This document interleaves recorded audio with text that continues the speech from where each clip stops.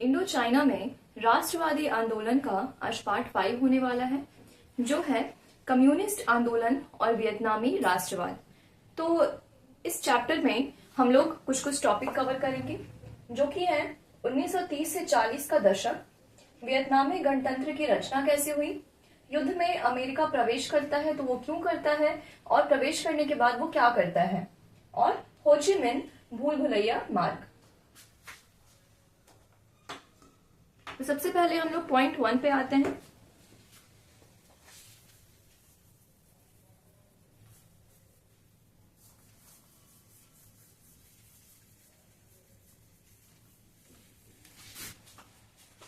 ठीक है, तो 1930 से 40 का जो दशक होता है उसमें वियतनाम में बहुत सारे चेंजेस देखने को मिलते हैं। सबसे पहला तो कि 1930 का जो दशक रहता है उसमें रबड़ और जो चावल का जो डिमांड रहता है मार्केट में वो गिर जाता है। तो हम लोगों ने पिछले क्लासेस में पढ़ा है कि जो वियतनाम था वो चावल का सबसे बड़ा थर्ड निर्यातक बन चुका था। इसके अलावा वो रबड़ का भी निर्यात करता था। तो बाजार में उसके दाम गिर गए, जिस कारण से क्या होता है, बेरोजगारी फैल जाती है और इसका जो असर होता है वो कुछ कुछ प्रांत में देखने को मिलते हैं। तो पहला एक प्रांत है नेग अन और दूसरा जो है हातिन। तो ये जो दो प्रांत रहते हैं वियतनाम के, सबसे गरीब प्रांत में गिने जाते हैं। और जब भी ऐसा कुछ काम होता है जिस कारण से लोग भड़क उठते हैं, तो सबसे पहला जो आंदोलन या फिर जो जन भड़काव देखने को मिलता है वो इन्हीं प्रांत में मिलता है।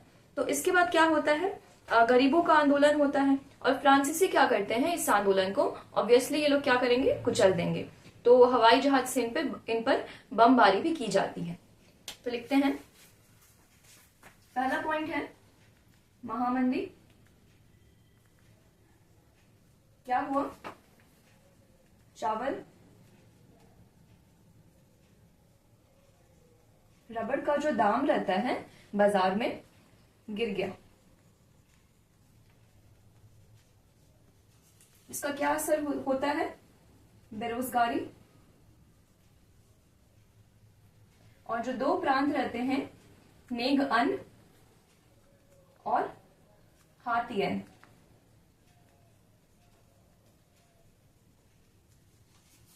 यहां पे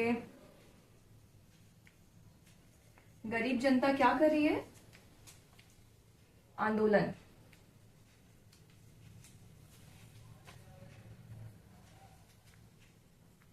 और फ्रांसीसी क्या करेंगे,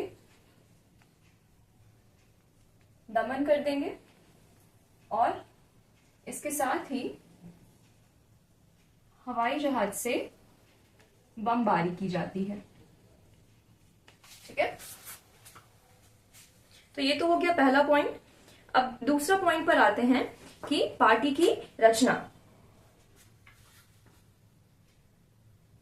ठीक है, तो यहां पर एक आंदोलनकारी का नाम आता है हो ची मिन्ह। ठीक, तो हो ची मिन्ह एक आंदोलनकारी रहते हैं और क्या जो वियतनाम में जितने भी राष्ट्रवादी हैं, जिनके छोटे मोटे अपने अपने बिखरे हुए संगठन हैं, उन सभी राष्ट्रवादियों को मिलाकर ये एक संघ का निर्माण करते हैं, बड़े संघ का। और उस संघ का नाम रहता है वियतनामी कम्युनिस्ट पार्टी। और इसका अगर आप लोग वियतनामी नाम सुनेंगे तो इसका नाम है काम सान देंग। और बाद में ये जो संघ रहता है उसका नाम परिवर्तित करके इंडो चाइना कम्युनिस्ट पार्टी रख दिया जाता है। ठीक है, तो पॉइंट बी में क्या हो रहा है,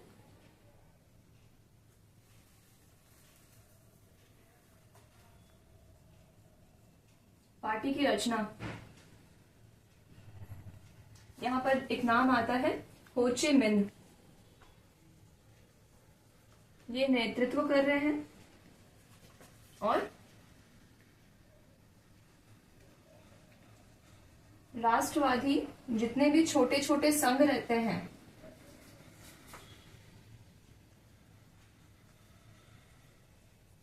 उनको मिलाकर एक क्या करते हैं, बड़ा संघ बनाते हैं, जिसका नाम रहता है वियतनामी कम्युनिस्ट पार्टी।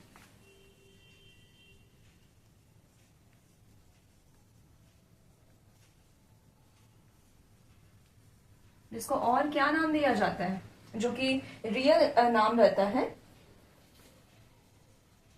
कांग सान देंग, और बाद में नाम बदलकर इसका नाम रख दिया जाता है इंडो चाइना कम्युनिस्ट पार्टी।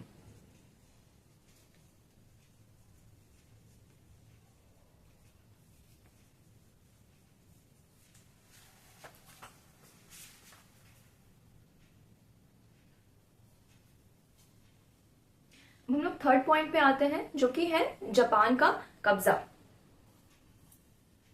तो हम लोगों ने पिछले क्लास में देखा था कि जो वियतनामी रहते हैं वो चीन और जापान से काफी प्रभावित रहते हैं, जिस कारण से कुछ विद्यार्थी जो होते हैं वो जापान में आधुनिक शिक्षा ग्रहण करने के लिए जाते हैं, बाद में उन्हें निकाल दिया जाता है जापान से। अभी जापान क्या चाह रहा है इस स्थिति में, जब वियतनामी लोगों पर फ्रांसीसियों का कब्जा है, वो खुद चाहता है कि वो वियतनाम पर कब्जा कर ले। तो दक्षिण पूर्वी इलाका जो एशिया का है वो सारे इलाकों को जापान हथियाना चाहता है, ठीक है। और वो 1940 में वियतनाम पर कब्जा भी कर लेता है।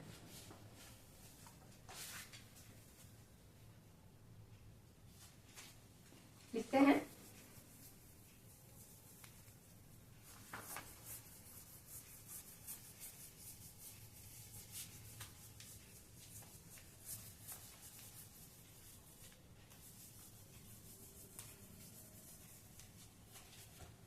जो थर्ड पॉइंट है जापान का कब्जा, वो चाहता है, क्या उसका भाव रहता है कि दक्षिण पूर्वी एशिया पर कब्जा करना चाहता है। तो 1940 ईस्वी में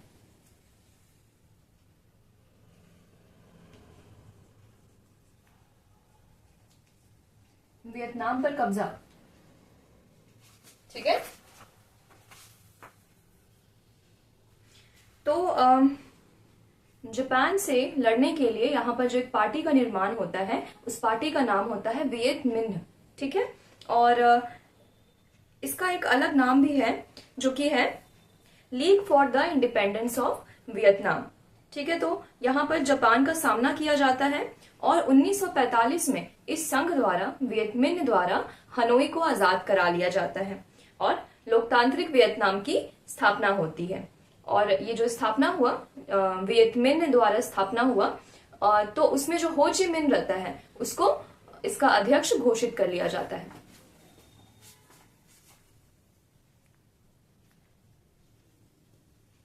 वियत मिन्ह क्या करता है,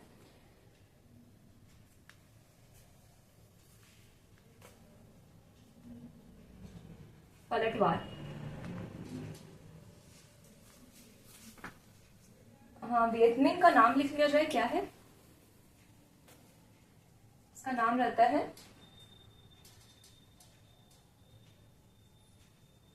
लीग फॉर द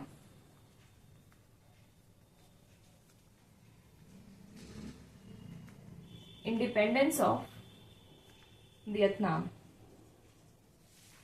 इसका शॉर्ट फॉर्म रहता है वियत मिन्ह। तो ये क्या करता है, यस, जापान के साथ युद्ध करेगा और 1945 में हनोई को आजाद कराएगा। तो हनोई कहां पर है, हम लोग जान चुके हैं पिछले क्लासेस में कि ये जो वियतनाम है, जो कि लगभग एक एस की तरह दिखाई पड़ता है, इसकी उत्तरी साइड में है। इसके साथ ही लोकतांत्रिक वियतनाम की स्थापना हो जाती है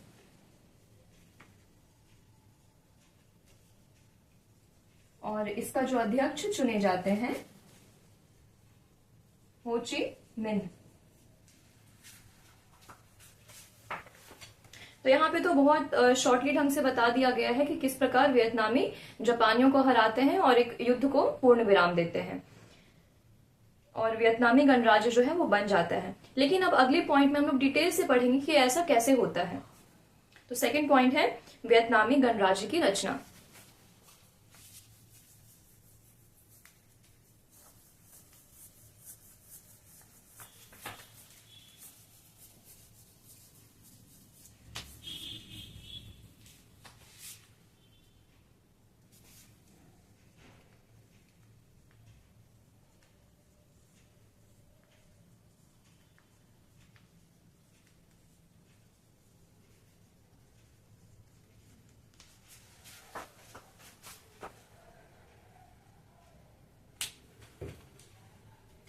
तो जो फ्रांसीसी रहते हैं वो क्या करते हैं, जो एक वियतनाम का कठपुतली राजा है जिसका नाम है बाओ डाई, तो इसके थ्रू ये लोग कब्जा करना चाह रहे हैं कि अभी भी अपना कब्जा जमाए रखें।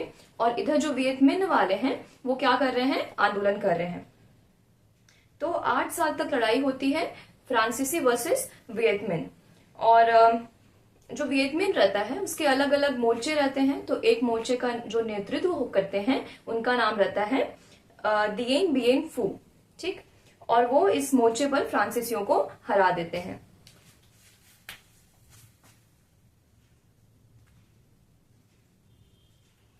तो फ्रांसीसी जो रहते हैं, कठपुतली राजा बाओ डाई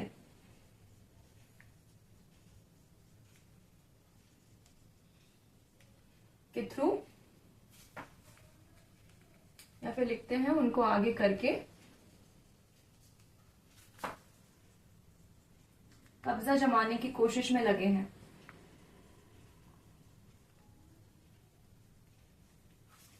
युद्ध किनके किनके बीच हो रहा है, फ्रांसीसी वर्सेस वियतमिन।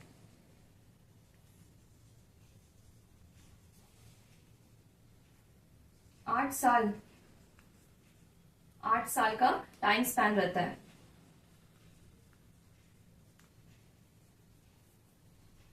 और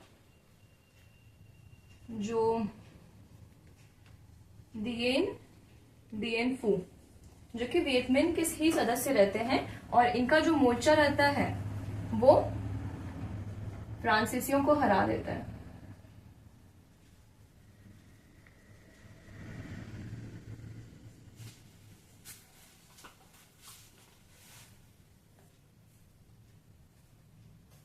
यहाँ पर एक पैरा है, उसमें लिखा गया है कि जो फ्रांसीसी नेता का कमांडर था जनरल नावारे, वो 1953 में इस बात की घोषणा करता है कि हमारी जो सैनिक है वो क्या करेंगे, ये जो आंदोलनकारी हैं, जो वियतमिन है, उसको समाप्त कर देंगे।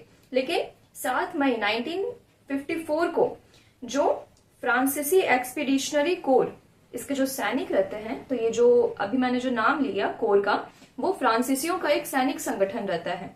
तो उसमें क्या करते हैं, वियतमिन लोग आक्रमण करते हैं और बहुत सारे सैनिकों को तो मरवा देते हैं, और 16,000 से ज्यादा जो सैनिक रहते हैं उनको कैद कर लिया जाता है।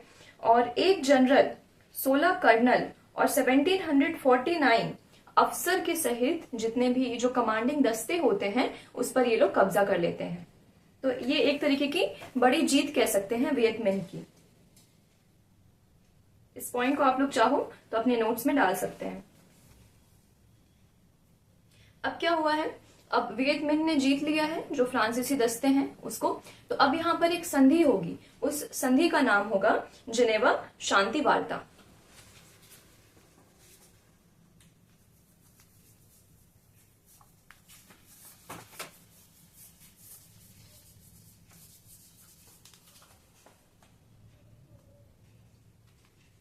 पहला पॉइंट,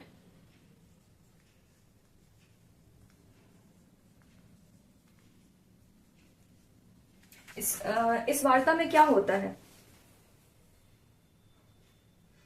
तो ये जो बातचीत का सिलसिला चलता है उसमें वियतनामियों को इस बात के लिए बाध्य किया जाता है कि ये जो संपूर्ण वियतनाम है, जो पूरा उत्तर से दक्षिण फैला हुआ है, उसको 2 भाग में बांट दिया जाए, उत्तरी वियतनाम और दक्षिणी वियतनाम।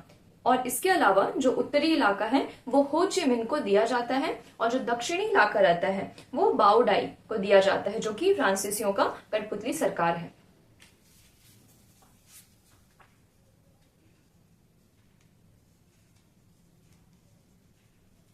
देश विभाजन हेतु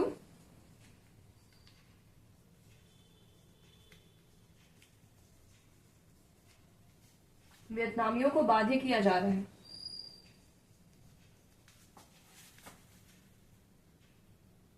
तो जो वियतनाम रहता है ये दो भाग में बंट जाता है, उत्तरी वियतनाम और दक्षिणी वियतनाम। उत्तरी इलाका सौंपा जाता है हो ची मिन्ह और जो दक्षिणी इलाका है वो बाओ डाई, जो कि कठपुतली राजा था एक समय पर।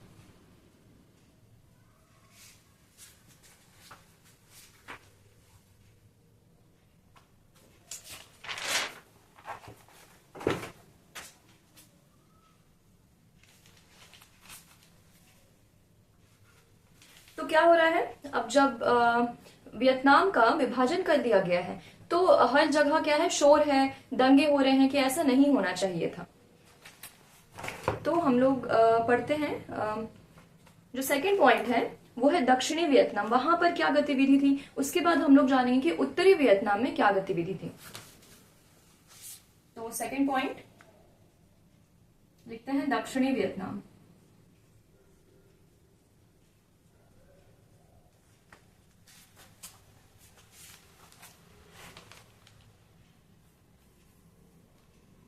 ठीक है, तो दक्षिणी वियतनाम में क्या होता है, नोक दिन दिएम।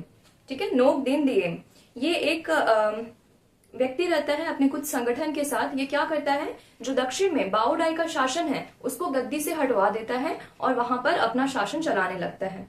और बहुत ही खराब शासन रहता है, निरंकुश व्यवस्था रहती है।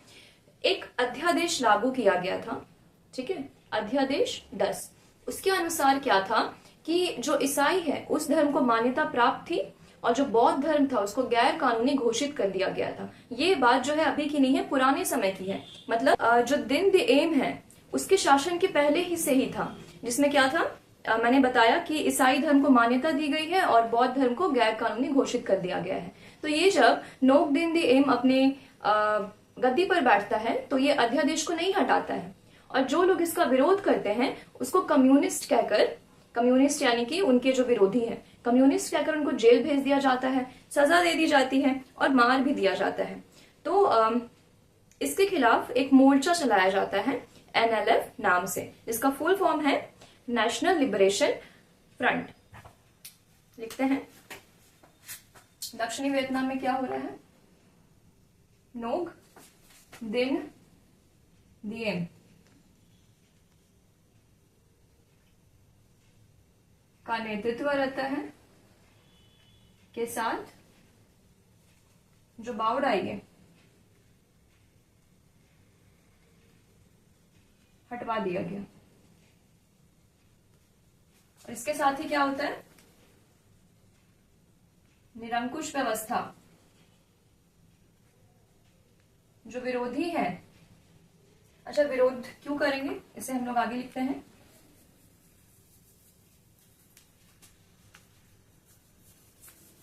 तो सबसे पहला तो इसने अध्यादेश को नहीं हटाया था और दूसरा क्या, ये निरंकुश था। इन दो कारणों से लोग इसका विद्रोह कर रहे थे।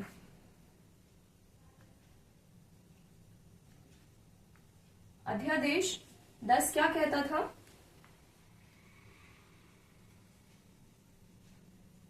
ईसाई धर्म को मान्यता मिली है और बौद्ध धर्म गैर कानूनी।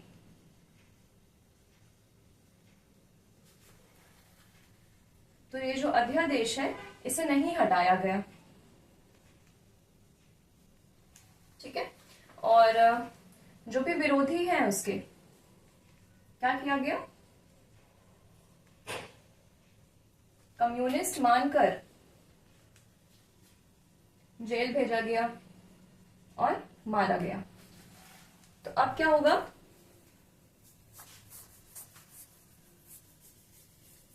इस निरंकुश शासन व्यवस्था के खिलाफ एनएलएफ की स्थापना करते हैं जो कि इसके विरोधी हैं। एनएलएफ का full form national liberation front.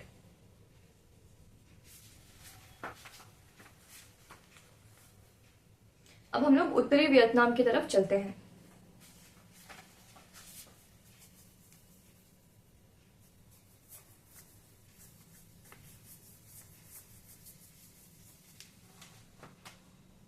Point सी, उत्तरी वियतनाम में क्या हो रहा है।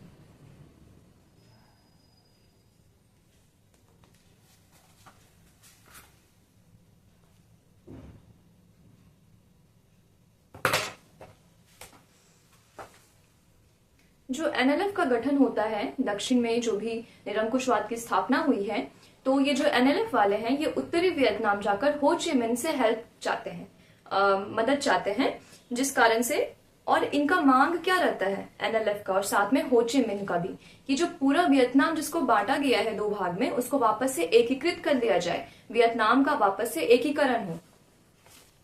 अब यहां पर क्या होता है, हो ची मिन एक ताकतवर संघ है उनका, और इसके साथ कौन मिल गया है, एनएलएफ वाले, तो इनकी शक्ति और बढ़ गई है। तो इस शक्ति से अमेरिका डरने लगता है। क्यों डरता है कि अब कम्युनिस्ट जो है वियतनाम के साथ साथ आसपास के देशों पर भी अपना शासन करने लगेंगे। इससे क्या होगा, जो अमेरिका की सत्ता है, जो दुनिया में सबसे अधिक खुद को ऊंचा समझता है, उसकी सत्ता का नाश हो जाएगा। तो अमेरिका इस गठबंधन से डर जाता है, हो ची मिन और एनएलएफ का गठबंधन से। तो वो क्या करता है, फौज भेजता है, गोला बारूद का उपयोग करता है।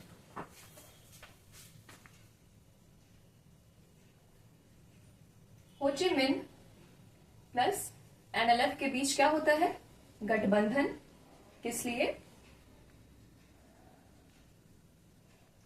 वियतनाम के एकीकरण के लिए।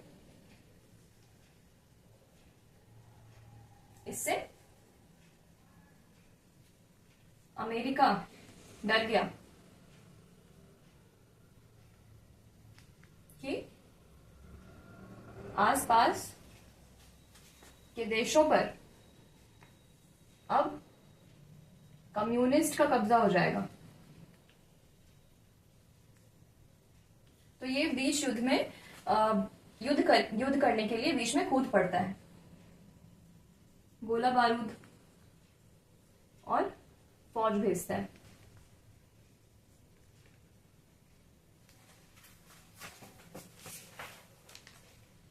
अब हम लोग थर्ड पॉइंट पे चलते हैं, जो है युद्ध में अमेरिका का प्रवेश।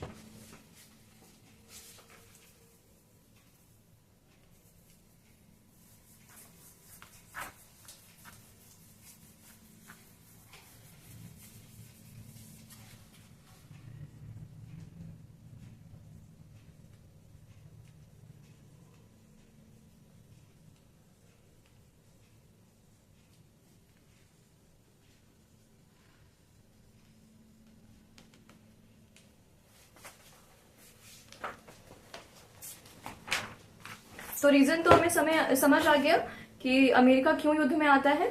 तो अब यहाँ पे एक रिकॉर्ड है, उसके अंतर्गत क्या लिखा गया है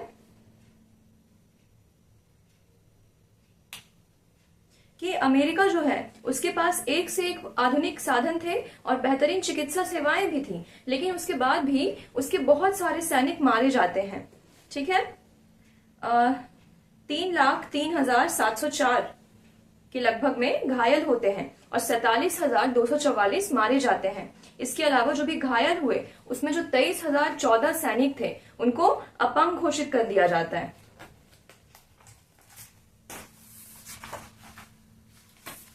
तो अब जो अमेरिका रहता है ये उस समय जितने भी विश्व में सबसे भयानक हथियार थे उन सब का प्रयोग करता है।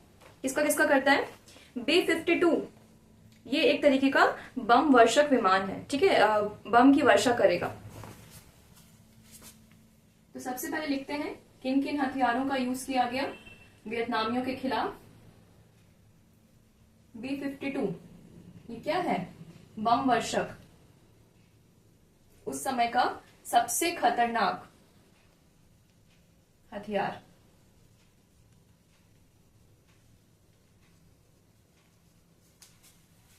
इसके अलावा नापाम, एजेंट ऑरेंज,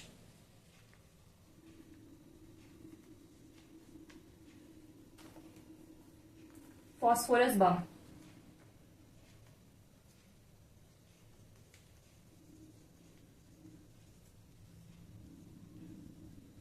इतना बड़ा एक सत्ताधारी अमेरिका वियतनाम जैसे, उसके कंपैरिजन में वियतनाम जैसे छोटे इलाके पर किन प्रकार के हथियारों का प्रयोग कर रहा है, देखिए।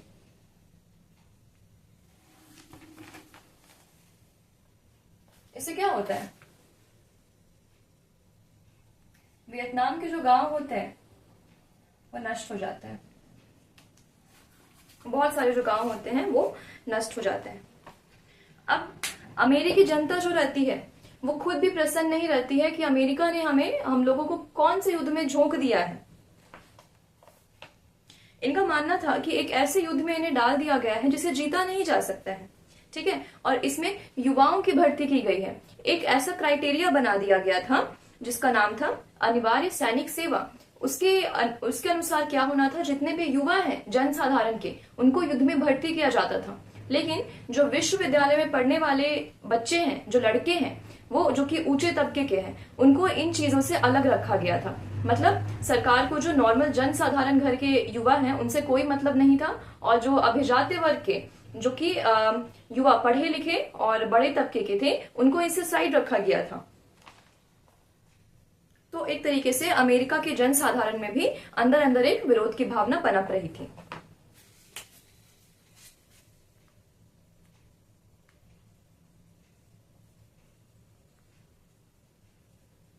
अमेरिकी जनसाधारण का विरोध क्या किया जा रहा है, इन्हें लगता था हाँ कि जो युद्ध जीता नहीं जा सकता है उनमें इन्हें झोंक दिया गया है। अनिवार्य सैनिक सेवा, इसके अंतर्गत क्या किया गया है, जो जनसाधारण युवा वर्ग है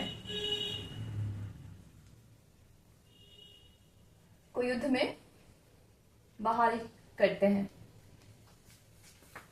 और जो विश्वविद्यालय में पढ़ने वाले युवा रहते हैं, जो कि ऊंचे तबके के रहते हैं, को ये जो एग्रीमेंट है इससे मुक्त रखा गया था। ठीक है, जनसाधारणों को पता चल गया था कि आम लोगों से सरकार को कोई हमदर्दी नहीं है। अब यहाँ पे क्या होता है, अमेरिका की जो सरकार रहती है उसके खिलाफ मीडिया और फिल्मों की क्या भूमिका थी। तो यहाँ पे फिल्म बनाए जा रहे हैं, मीडिया क्या कर रही है, जनसाधारण तक पहुंचा रही है कि ये जो उनके साथ किया जा रहा है ये कहीं ना कहीं बहुत गलत है।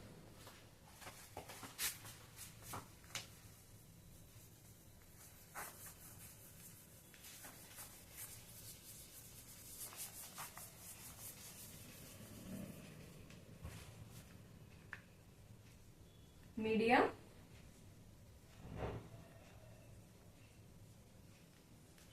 फिल्मों की भूमिका,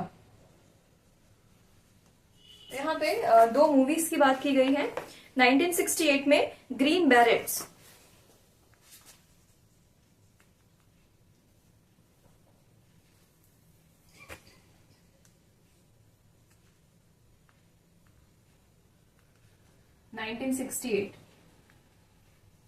किसने बनाया है, जॉन वैन ने। इसके अलावा एपोकैलिप्स नाउ,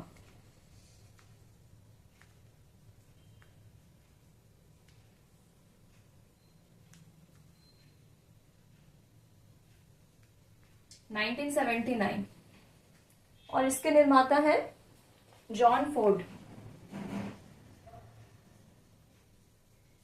तो ये जो दो मूवीज थी ये किसके बारे थी, जो ग्रीन बैरेट्स था इसने क्या कहा है कि युवाओं को अपना जान गंवाने के लिए सरकार द्वारा उकसाया गया था। ठीक है। और इस युद्ध में क्या हो रहा है, जो सरकार की जो नीति है उसका विरोध किया गया है। और जो दूसरी मूवी है एपोकैलिप्स नाउ, इसमें ये बताया गया है कि अमेरिका क्या करता है इस युद्ध के लिए, कितना भ्रम पैदा करता है जनसाधारण के मन में। जॉन फोर्ड कपोला, ये इनका पूरा नाम था।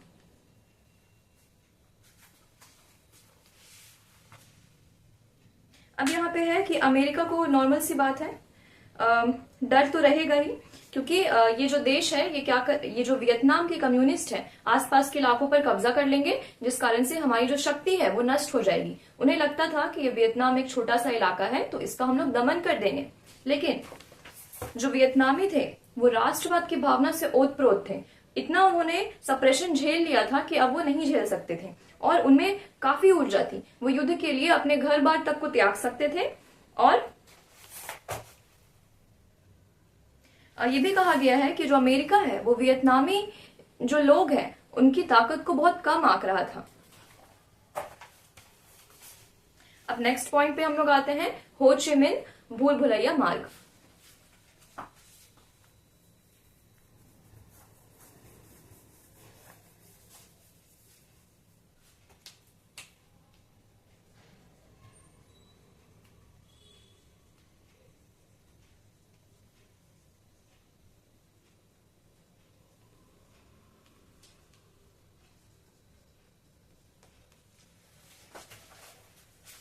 ठीक है, तो यहाँ पे बताया गया है कि वियतनामियों के पास बहुत ही सीमित संसाधन थे, लेकिन उसका प्रयोग ये लोग बहुत ही सूझबूझ के साथ करते थे। तो यहाँ पे एक मार्ग है जो कि लाओस कंबोडिया तक जाता है, उत्तर से दक्षिण की ओर जाता है, और ये जो है ये एक सड़क राजमार्ग है, राजमार्ग नहीं सॉरी, ये एक सड़क नेटवर्क है। तो इस सड़क नेटवर्क से क्या होता था, सैनिक हो गए, रसद हो गए, ये सब की आपूर्ति की जाती थी। यहाँ पे ये भी लिखा गया है कि 1967 के बाद 20,000 सैनिक जो थे वो उत्तरी भाग से दक्षिणी भाग की ओर गए थे, थ्रू दैट जो रोड का नेटवर्क है उसके थ्रू।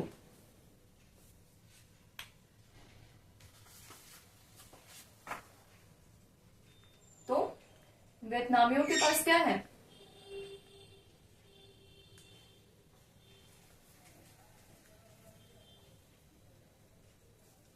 सीमित संसाधन, और इसका प्रयोग कैसे कर रहे हैं, ये सूझबूझ के साथ।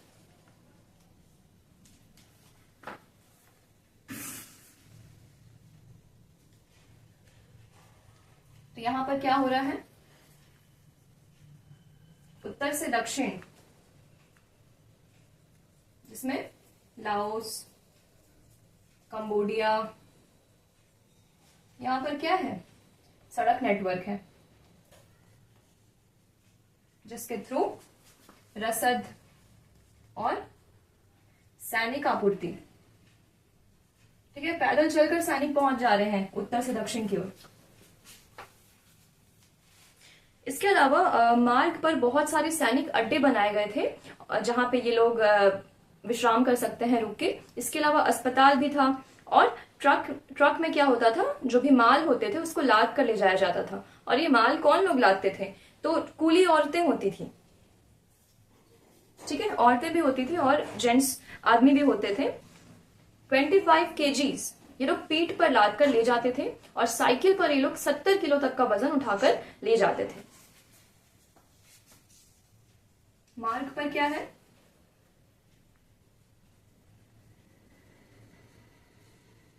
सैनिक अड्डे और अस्पताल।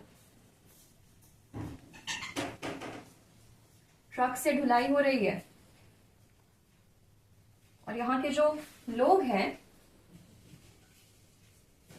जिसमें स्त्री पुरुष दोनों हैं, ये लोग पीठ पर 25 किलो का वजन और साइकिल के थ्रू 70 केजी का वजन ये लोग ढो लेते थे।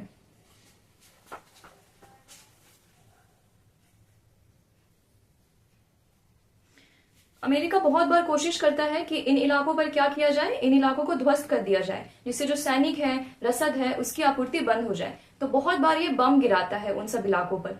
लेकिन बार बार क्या होता है कि जो वियतनामी होते हैं इसका मरम्मत कर लेते हैं। मतलब तुरंत अगर बमबारी हुआ तो उसके कुछ समय के बाद ही ये वहां पर उन चीजों का मरम्मत कर लेते हैं, जिस कारण से कभी भी पूरी तरीके से जो आपूर्ति होती है वो बंद नहीं हो पाती है।